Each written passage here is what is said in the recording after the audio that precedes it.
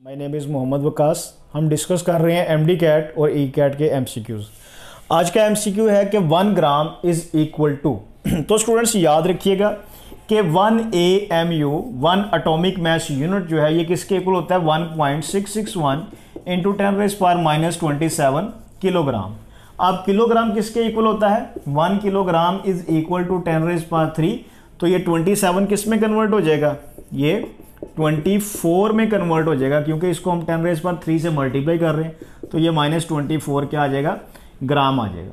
अब student question क्या है कि 1 ग्राम किसके इक्वल है, तो याद रखिएगा 1 ग्राम किसके इक्वल होगा 1/1.661 इंटू 10⁻24 AMU के इक्वल होगा, जो कि अप्रोक्सीमेटली इक्वल किसके है 6.02 इंटू 10⁻23 AMU के।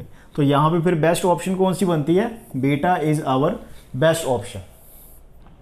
जी student, radius of an atom is approximately equal to, तो यहाँ पे देखें स्टूडेंट कि डायामीटर, एटम का जो डायामीटर है उसकी वैल्यू कितनी होती है 0.2 नैनोमीटर। ठीक हो गया।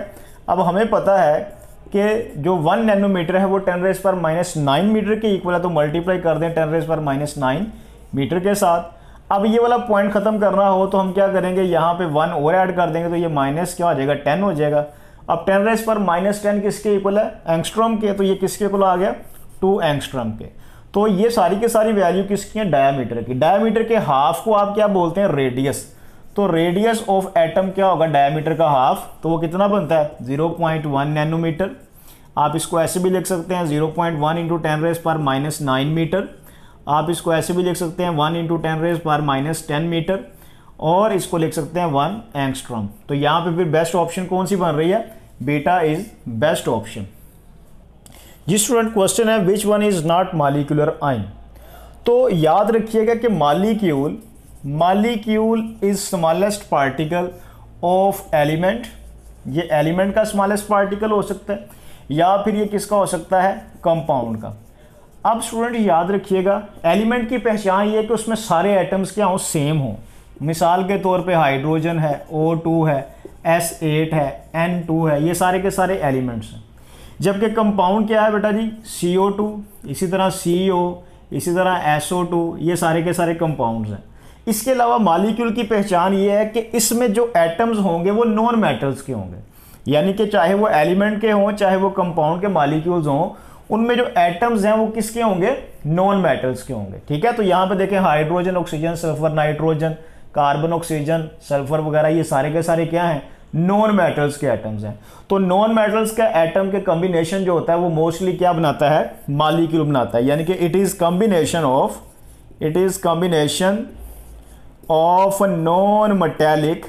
Non metallic atoms. ठीक हो गया स्टूडेंट्स। तो अब यहाँ पे देखें तो कार्बन मोनोऑक्साइड, अगर इसका चार्ज हम खत्म कर दें, ठीक है, इसका चार्ज खत्म करेंगे तो ये क्या बन जाएगा, कार्बन मोनोऑक्साइड। ये मॉलिक्यूल है, दोनों नॉन मेटल्स के हैं। ठीक है। इसी तरह कार्बोनेट CO3-2, अगर इसका चार्ज खत्म करें तो CO3 बनता है। CO3 आप केमिस्ट्री में नहीं पढ़ेंगे, आप कार्बन मोनोऑक्साइड पढ़ते हैं, कार्बन डाइऑक्साइड पढ़ते हैं, ये कार्बन ट्राइऑक्साइड है। ठीक है। तो लिहाजा यहाँ पे ये जो कार्बोनेट है ये मॉलिक्यूलर आयन नहीं है, ये बेसिकली क्या है, ये एक आयोनिक कंपाउंड का पार्ट है। ठीक है। कार्बोनेट क्या है, ये रेडिकल है और ये किसी आयोनिक कंपाउंड का पार्ट है। आपने ये रेडिकल याद रखने हैं, कार्बोनेट, इसी तरह सल्फेट, इसी तरह परमैंगनेट, इसी तरह डाइक्रोमेट, इसी तरह हाइड्रोक्साइड, और इसी तरह क्लोराइड, पोटाशियम, ब्रोमाइड एटसेट्रा। ये सारे के सारे क्या हैं, ये आयंस हैं। ठीक है। ये सारे के सारे रेडिकल्स हैं, ये मॉलिक्यूलर आयंस नहीं है। मॉलिक्यूल होने के लिए शर्त क्या है कि नॉन मेटल्स के एटम्स हों, उनका कॉम्बिनेशन हो। वो एटम सेम भी हो सकते हैं, वो डिफरेंट भी हो सकते हैं। यहाँ पे O2, ये O2 क्या है, एलिमेंट का मॉलिक्यूल है। ठीक है। लिहाजा ये उसका मॉलिक्यूलर आयन है। N2 ये किसका मॉलिक्यूल है, एलिमेंट का मॉलिक्यूल है। तो लिहाजा यहाँ पे बेस्ट ऑप्शन क्या बनती है, बीटा जो है वो हमारी बेस्ट ऑप्शन होगी, क्योंकि यहाँ पे कार्बोनेट मॉलिक्यूलर आयन नहीं है, ये क्या है, ये किसी आयोनिक कंपाउंड का पार्ट है। जी स्टूडेंट, क्वेश्चन है which pair is isotopic in nature. तो स्टूडेंट यहाँ पे देखें अल्फा ऑप्शन में नाइट्रोजन और ऑक्सीजन, इन दोनों में सिंबल के याद रखिएगा, यहाँ पे जो नंबर होता है वो क्या होता है, एटॉमिक नंबर, और यहाँ पे जो है वो मैच नंबर है। एटॉमिक नंबर क्या होता है, किसी एटम में इलेक्ट्रॉन या प्रोटॉन की तादाद, जबकि मैच नंबर क्या होता है, प्रोटॉन प्लस न्यूट्रॉन्स की तादाद। ठीक हो गया। तो यहाँ पे अगर देखें तो दोनों एटम्स का एटॉमिक नंबर डिफरेंट है, मैच नंबर क्या है, सेम है। तो ऐसी स्पीशीज जिनके मैच नंबर सेम हो आप उन्हें क्या बोलते हैं, आइसोबार। तो लिहाजा यहाँ पे अल्फा ऑप्शन क्या है, आइसोबार है। ओके हो गया। मतलब क्या है, सेम इनके क्या है, मैच नंबर्स हैं। ठीक हो गया स्टूडेंट्स। इसी तरह यहाँ पे बीटा ऑप्शन में अगर आप देखें तो एटॉमिक नंबर सेम है, मैच नंबर डिफरेंट है। तो ऐसी स्पीशीज जिनके एटॉमिक नंबर सेम हो, मैच नंबर डिफरेंट हो, आप उन्हें क्या बोलते हैं, आइसोटॉप्स।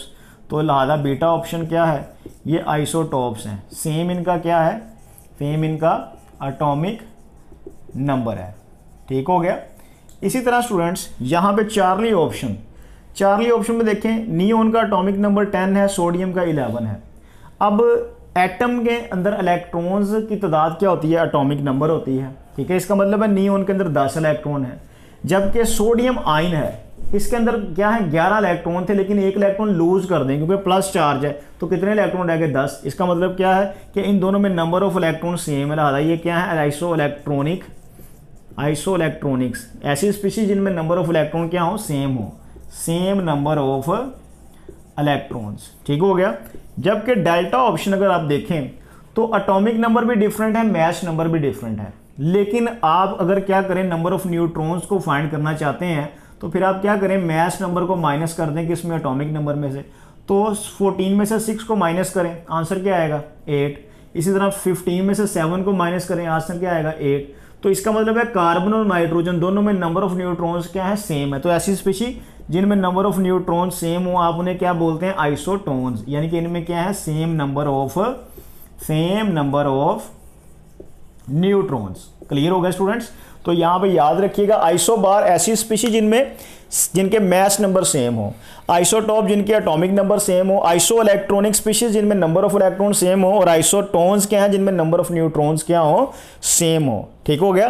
तो यहाँ पे हमारा जो बेस्ट आंसर बनता है वो क्या है, बीटा है, क्योंकि बीटा में क्या है, एटॉमिक नंबर सेम है और मैच नंबर क्या है, डिफरेंट है।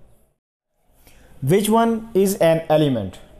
ऑप्शन अल्फा में S8 है, CO2 है, सल्फेट है, पोटाशियम आयन है।